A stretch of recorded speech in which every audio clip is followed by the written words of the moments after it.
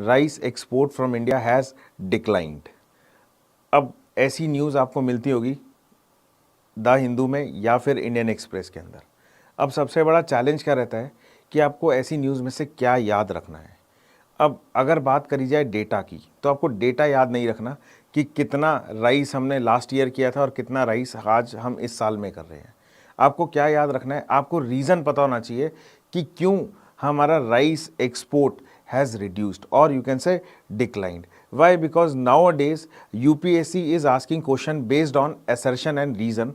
Even for mains also, if question comes with respect to rice export, so you must know the reason for fall or you can say decline. So basically right now or currently there are three reasons for the decline of rice export from India.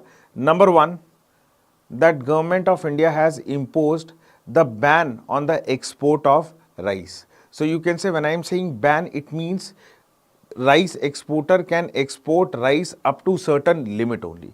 Now whatever rice they are exporting, so for that government has also imposed a shipment duty that is 20%. So when government imposed 20% shipment duty for the export of rice, it means Indian rice will become costly in the international market. So we can say that no buyer will be there.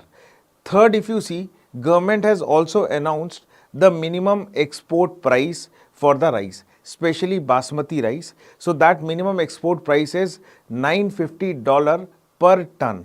So it means if any exporter is exporting basmati rice, so they have to charge minimum this much price, that is $950 per ton or more.